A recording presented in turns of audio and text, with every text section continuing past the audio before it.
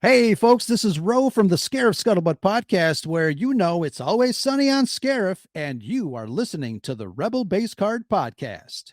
Great pull, kid. Everything's under control, situation normal, but everything's perfectly all right now. We're fine. We're all fine here now, thank you. How are you? Everything's gonna be all right, kid. You found the Rebel Base Card Podcast. She may not look like much, but she's got it where it counts, kid. I'm your host, Greg McLaughlin. Have I made a few bad decisions? Sure. We talk about cards, collecting Star Wars, and to people in the Star Wars community.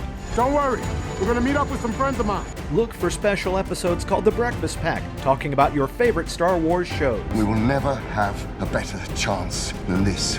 All right, let's get started. Well, perhaps it is time to begin again. Welcome back, or if this is your first episode, welcome aboard. My name is Greg McLaughlin, and this is the Rebel Base Card Podcast. We are live of sorts from Moretti's here in Rosemont, where me and my Red 5 cohorts here are no stranger to having had a number of Scarifcon meetups here before, but this was a good opportunity to not only break some bread, but actually be in person, which I think if all of you who are in a Discord thread, a text thread, a Twitter thread, what have you, would kind of give, like enough, the same amount of money you would pay money to go to a con to kind of be there and be in person with your Star Wars fellow friends. And so after we had finished some libations and some food, we kind of got down kind of talking about what kind of makes a good con experience and a not so good con experience. And it's kind of funny because last episode we were talking with Anthony King from Force Coast Conversations about D23 and why go to D23. It kind of got me thinking about the past couple of events I've been to, specifically the National or Fan Expo, where it was really crushed. And even though these were very large events, I think what makes a good event and a bad event, there is a thin margin of error as far as, what goes into that cocktail that makes it. So obviously we are in a crowded tavern, as it were, so you're going to hear some Nat sound, but I have Dan Dudych and Ro Gazga here, and I think you'll be interested in this conversation. This is going to be a short one. I hope you enjoy the rest of your weekend and your week, and we'll be back right after this. This is Brandon Winerdy from the Talking Bay 94 podcast, and you are listening to the Rebel Base Card Podcast. Great pull, kid. I wanted to make sure I asked this, of course, after you posted the blurry picture, because I want people to get a frame of mind. But here's the thing that has been kind of like on my mind as far as crowds. Now, Ro, you recently finished going to, you were covering the DNC for, Telemundo. And I know that Dan over here, who I'll get to in a second, has been to Fan Expo, but the last two cons I've been to, I went to the National in Cleveland and then went to Fan Expo. And it was like the crowds were really heavy, and I really didn't feel that great about it. But I'm curious as far as, like, when you were at the DNC, how did you, you've been to cons, how did you feel the crowds were, and how did you feel you worked within the crowd? That's interesting because they are a completely different animal. Obviously, if you go to C2E2, you go to a Fan Expo, it's a certain kind of, I guess, crowd control that is kind of normal. When you're at the DNC, it's like the Secret Service. Like, they will not let you walk a certain, path, or they'll stop you every 10 minutes, whatever. I remember back in 1996, when the DNC was here at the United Center, I had a camera with a wireless microphone frequency that was not registered with the Secret Service, and we didn't know. My reporter and I were inside the United Center somewhere. I turned on the mic for the reporter to do her stand-up, and 3 seconds later, a Secret Service agent came to us and said, "You have to shut that off." And I'm like, where the hell did he come from? How did he know? And what kind of alien technology does our government have? And no joke aside, it was immediate.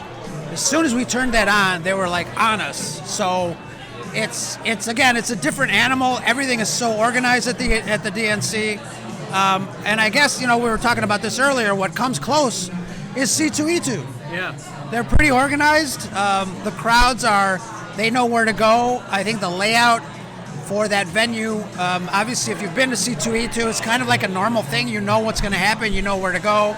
You know that, mostly you can take pictures before you get into the venue in the hallway there. So it's well organized, but it's a lot of fun. But yes, completely different animals. Dan, you have been to a number of, you're no stranger to conventions, but I felt at Fan Expo that it was really tight and I was uncomfortable. Does something like that affect you, or do you just feel it's like it's par for the course? Well, I think a lot of it had to do with the fact that you had no idea when the celebrities were going to show up. Everybody was just in like a holding pattern, waiting for the star to show up. Even though the con opened at like 10, and you thought, okay, stuff's happening at 11, you're sitting there at 11:30, 11:45, 12 o'clock. The celebs still haven't shown up. That some celebs didn't show up till like 3 in the afternoon. And you're just sitting there waiting, and the crowds are just gathering, thinking, okay, they're going to come now, anytime now. And that's why normally I'll schedule it. Like Saturday was the day for mostly autographs. Sunday was photo ops, because that's all I need to do is be in this line for an hour and a half. And now it starts moving. Oh, crap, I got a photo op to get to. So that's why you really don't want to break that up and stuff like that and lose your place and stuff like that. Because I know a lot of people that happen to, where, I got to go to a photo op. Oh, now the celebrity showed up. Now I got to get back. And, by the time they get back, maybe they're on break. How long are they going to be there? Now they got a panel. They got to go to the bathroom, whatever like that. I mean, the crowds can get, especially with having those tables in the aisle to buy their photos, it was really hard to get through with that. But a lot of times you can just strike up a conversation with somebody. I bring my stool so I can sit down, and I'm at least kind of comfortable not standing there the whole time and don't have to sit on the floor. So, I mean, it can be an enjoyable time as long as the air's going and you're not overly sweating like, oh my gosh, man, somebody turned up the air and stuff like that. It all just adds to the experience, but you've got to plan that all out ahead of time. And it's interesting how many people come to these cons and they have no idea what to expect. Like I remember going to a con years ago, and I was at the airport waiting to fly out to New Orleans where the con was, and I was talking to somebody waiting, and I was like, yeah, Jason Momoa is going to be at the con. They're like, oh wow, that's great, we're going to New Orleans, we got his autograph. Well, it costs about some $100, and like, wait, he charges? And it's like, yeah, this is when they're not working, this is how they make their extra money and stuff like that. So, but I mean, you meet a lot of great people.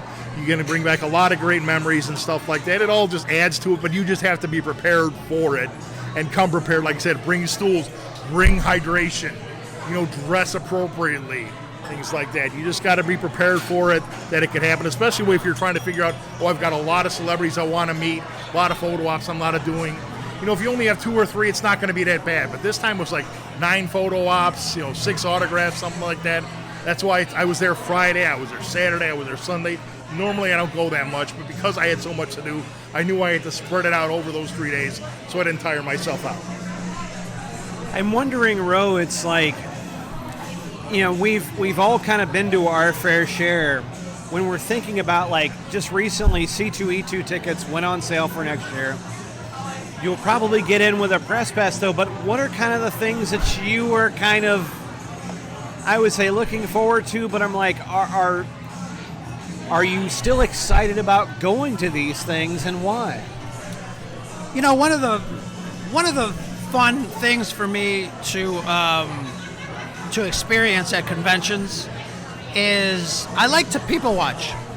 I like when Todd is gracious enough, Todd from WSTR, when he's gracious enough to help me, walk around and interview people, or when Nicole, helped us out. I think it's really great to talk to other fans and see their costumes and see why they're there and just talk to them. It's like, obviously what you're doing now, we're creating content, but when we get out there, it's just a lot of fun just to talk to other people and, see what they're all about. And I think that's one of the biggest reasons we have our shows, because we like to share, we like to, absorb other people's opinions and why they came to this fan space. So for me, it's really just interacting with other fans and seeing how much fun, conventions can be. There's a lot to do. I'm usually not like Dan, gathering autographs and pictures and stuff like that. But everybody's got their thing, and there's definitely a lot to do. There's kids areas and families, and you can walk around. You can buy comics, collectibles. You can cosplay. But I think for me, it's really fun to kind of see a little bit of everything, because I think that's what makes the fandom unique. Everybody's got their thing, what they like to do, one thing more than the other. And for me, I just love absorbing all of that. Dan, what would be a turnoff for you? It's like you have kind of gone through and you do look for, celebrity autographs and photographs, but in the number of cons you've been to, what is kind of starting to be a turnoff, or what would be a turnoff for you as far as like, I'm not going back to that because of X, Y, or Z? Well, one issue that I have, and it's nothing against the cosplayers and the work they do. They put in a phenomenal job with their outfits. Nothing against cosplayers at all. They do a great job, and they want to show off their outfit. But I'm trying to get from point A to point B, and here's a cosplayer walking down. All of a sudden, this person wants a photo with them. Then 2 more. Then 3. Then 6 more. Then 8. Pretty soon, all of a sudden, within 30 seconds, that whole aisle is blocked off. You can't get through that area simply because everybody wants a picture with this guy. So now it's I just got to get right over there, and now instead I've got to go 5 minutes out of my way to get around it. What I think they should do is have a cosplay area where you just are cosplay, you're standing in that area. Oh, they're all over there, let's go get pictures there. And then when they're walking around the floor, they're trying to get done what they need to get done, and people leave them alone. There needs to be a specific area. Like I said, that is just so, it's come on, I just want to get through here, people. I just want to get over on the other side of you to get to do what I need to do. Nothing against your clothes, nothing against your costume, nothing against your armor. That looks great, it's awesome, but it's created an impediment to get through, And, it's never been anything that would really stop me. One thing that we had at a recent convention is with a lot of the photo ops, by the time you got the picture and you're walking out, they hand you the photo and you're done. I was just at a con a couple weeks ago where they said, yes, you'll get your photo in 1 to 3 hours, and the digital download will come to you within a week. And so literally we waited the 3 hours, and it's supposed to be on a table, and it wasn't there. And so we waited another hour, still wasn't there, waited another hour. We were done, had no other reason to stand around. We went to dinner, the con closed at 7, we came back, it still wasn't on the table. We had to walk into the photo op area and literally have them reprint the photo because they were using a green screen. And they didn't tell you that till you got to the con. And if anybody had green hair, a green shirt, it messed with the green screen, and they had to edit that, and that's what caused all the problems. Even though I was wearing a blue shirt, but they thought it didn't look bad, but I don't know, they said that was the reason, whatever. But it's just if you have to go back to a con, if you left and come back just to get something that you bought, like a photo op, that's not right. Well, and that goes into, it's not too bad if you're paying $15, $25, $30 to go into a con. But recently, for example, can you imagine going to Fanatics Expo in New York or Fanatics Fest or whatever, where you're paying $60? Or we know if you wait for a C2, you're paying close to $50 to $60 for that. Now it's I think your expectations of what you should get and what you have invested in skin in the game goes up. Wouldn't you agree? Absolutely. And that's why I have no expectations, because I can formulate and go in with my press pass, and I love it. But, yeah, obviously you get what you pay for, and you have to have some expectations when you're forking over your hard-earned money.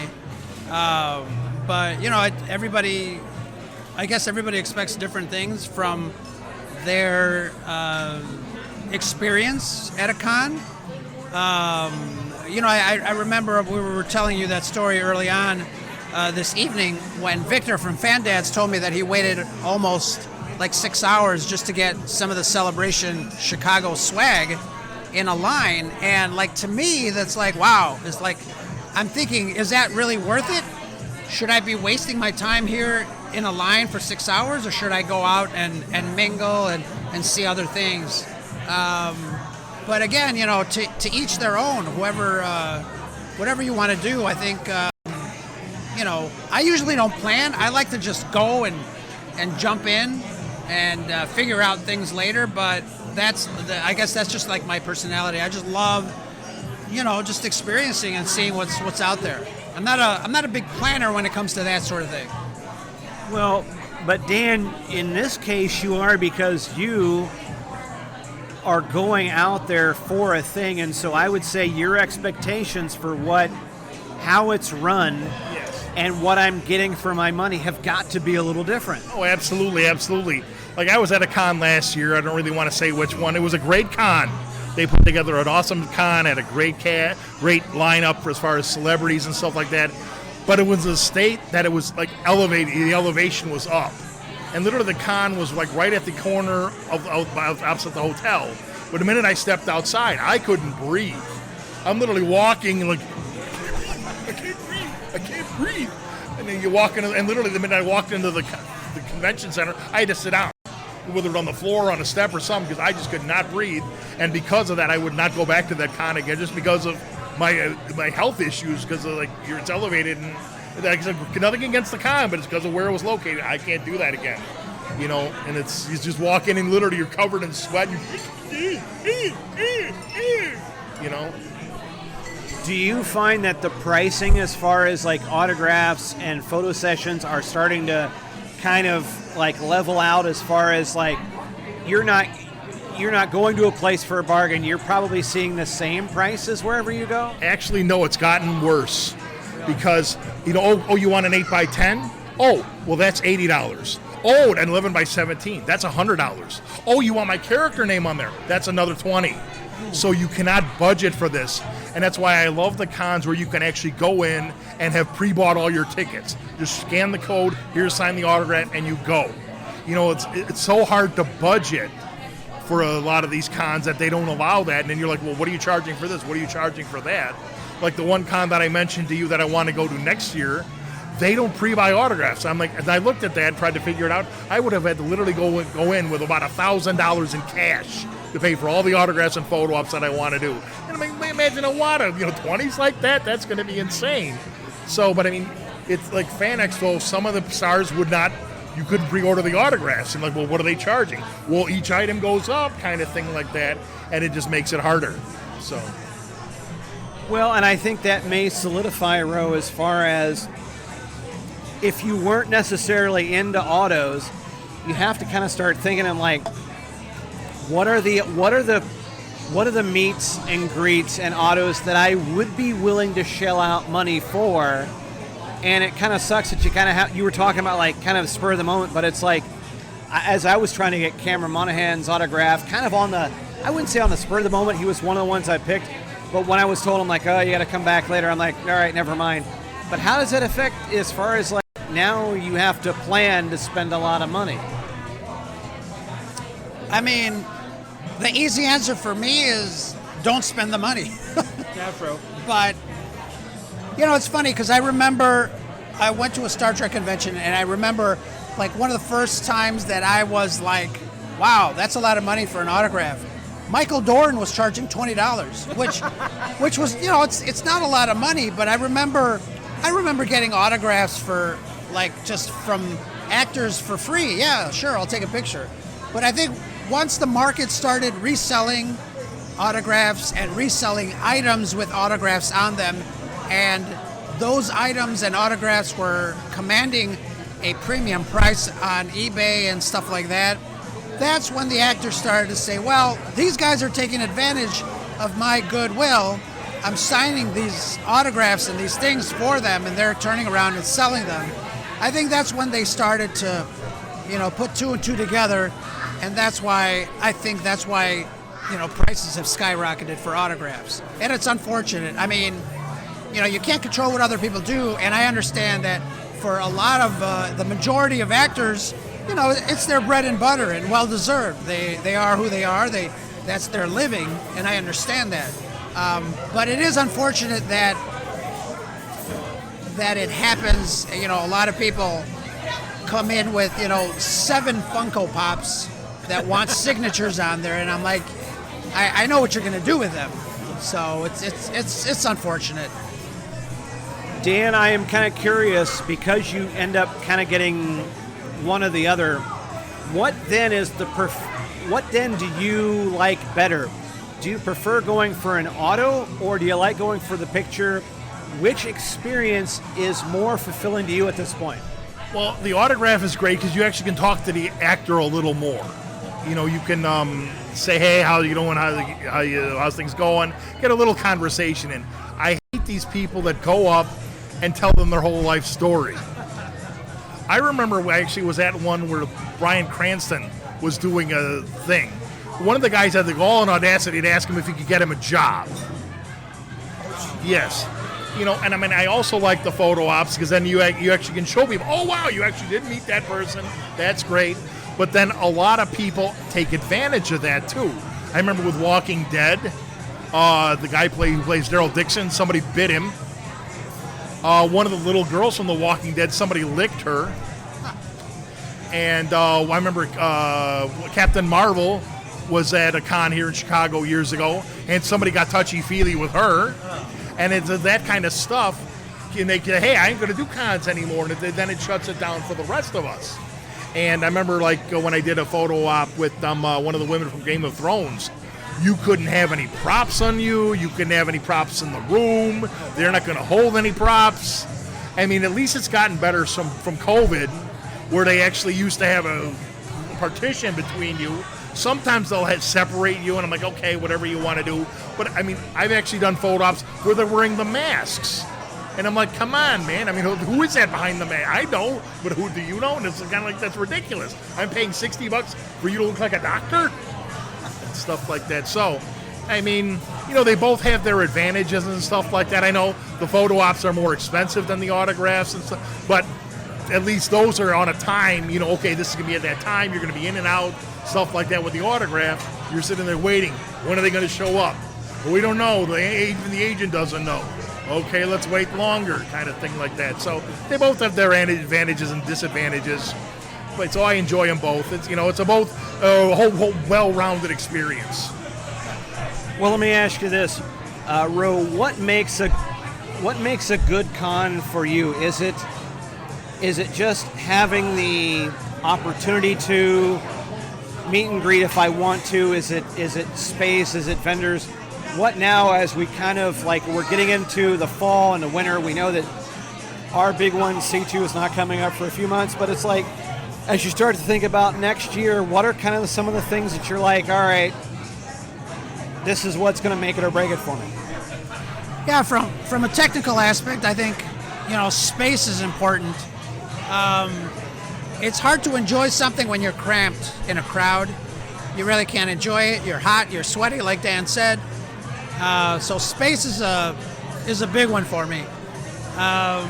The variety of things to do is also really great. I think those are the two top things that people should really, put on their list when it comes to enjoying conventions. And then everything else is obviously individually tailored to the person. But I think, space is great. Obviously for comfort and for safety. You had mentioned, one where you were crowded and if anybody yelled something in the crowded, whatever. So I think those two are tops for me. I know you, Dan, you have gotten a lot of photo ops and a lot of autographs in the last couple of years. As we kind of maybe wind down this year and we start to kind of think about next year, are you starting to kind of plan to think of all right, I've got these things coming up where fits in my schedule. What's kind of some of the things you're looking forward to? Well, everything with C2E2 is what kind of guests they're going to get. They started announcing some guests. Hey, they're great people, nothing against them personally, but Baldur's Gate is nothing that I'm into. It's nobody that I'm going to want to get anything from. What I look for in a con, especially as we're getting into the winter months, is what I call coverage. Because, I buy have a lot of signed autographs, signed Funko Pops. Sure, they're in a backpack and stuff like that, but as I'm leaving to get to the car to go home, I don't want to be able to be stepping out in the pouring rain and you're running to the car and we're risking the things getting possibly wet or damaged somehow. That's why it's nice at the Rosemont where you can walk through that tunnel and it's completely dry all the way to the car and everything like that is covered. You're not running in any inclement weather, things like that. So, like I said, everything depends on the celebrities that they're going to have. Like Days of the Dead in November, they've got some nice celebrities lined up. That's going to be a good time.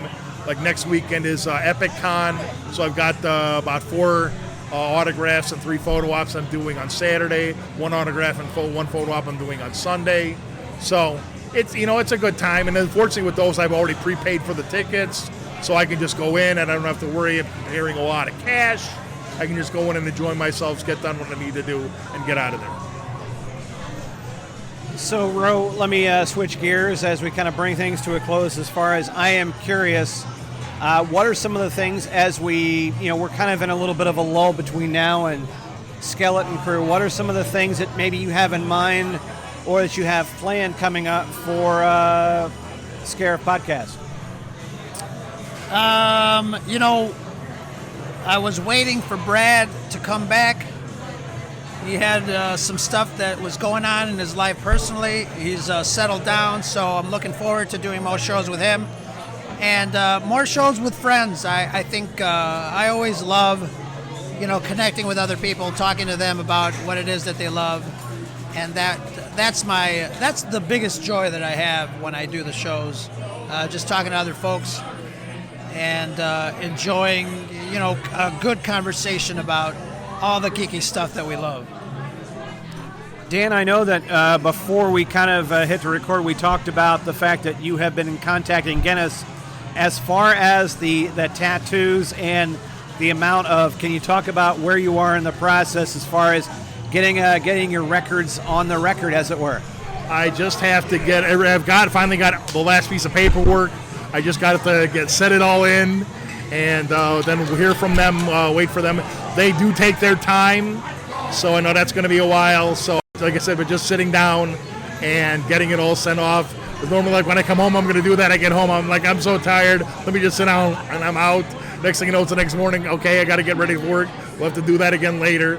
So it's just, unfortunately, it's been procrastination. I want to get it done, but it's just finding the time and the energy. And what record is it? It's had the most Star Wars tattoos on a male. I'm not going to be verifying that, Ro, but I'm glad that he's had some medical doctors verify the tattoos for it. But I'm excited about that. So anyway, just as we kind of let people know, where can people find you and the Scarif Scuttlebutt Podcast? Yeah, just turn over to your smart speaker and tell Siri to play the latest Scarif Scuttlebutt Podcast, available on podcatchers everywhere. And Dan, where can they find you online? I try to, when I can, write for CreatureCantina.com. Like I said, because of my job, I haven't done much. They posted a piece recently for me. We do write a lot for Regal Robot when they come out with new things, like they're just doing the whole thing about Gamorrean Guard. So I just put a piece out there this week that had every single pig pun imaginable on there. So I do like writing for them. I just wish I could do it more, but it's just time and energy doesn't allow it sometimes. So. Alrighty, this was kind of a fun, and I think one of the best things about the Star Wars community, your Star Wars community, is when you can actually get together in person. Ro is the big instigator of this, where it's like, hey, why don't we get together where we don't necessarily have to produce content. We produce content anyway. But this is the best part of the fandom, so I want to thank you both for being on. I'm going to let Card Squadron take it out, and we'll talk to you soon. Hi there, this is Anthony from Force Ghost Conversations, and you are listening to the Rebel Base Card Podcast. Great pull, kid. The Rebel Base Card Podcast focuses on cards, collecting, and the Star Wars community, and appreciates you coming along for the ride. If you have any feedback for this episode, you can reach out to the program in a number of ways. You can leave a comment on the Instagram post for this episode. You can also DM Greg on Instagram at Rebel Base Card. Make sure to also follow the Rebel Base Card on Twitter and Facebook at Rebel Base Card. If you want, you can send an email to greg@rebelbasecard.com. And you can find show notes for this and all episodes on the website, rebelbasecard.com. In the Star Wars Card Trader app, and just about every other one, you can find Greg at CornFedTech. The Rebel Base Card uses the hashtag Card Squadron as a way to alert friends about cool cards and recent drops in the galaxy far, far away. It's a great way to bring our community a little bit closer together and help one another finish our sets in time. We collect, communicate, and commiserate. Well, at least when we run out of credits or crystals to spend on our digital collections. Join the fun, even if all the other cool squadron names were already taken. And remember, we collect as one, and would be honored if you join us. And if you are a sketch card artist, or Star Wars artist or collector, cosplayer, and want to talk about your work, your craft or passion, drop Greg a line. I'm sure he'd love to hear your story. You can also help the show by leaving a comment or review on Apple Podcasts, or wherever you got this episode. Otherwise, the mission is clear. Keep those cards out of the hands of the Empire, and the Rebel Base Card will return soon. This podcast is not affiliated in any way with Topps, Disney, or Star Wars, nor is it endorsed by Disney or Lucasfilm, and is intended for entertainment and informational purposes only. All names and sounds, and any other related items are properties of their respective trademarks and/or copyright holders here in the U.S. and abroad. The official Star Wars website can be found at www.starwars.com. That's it.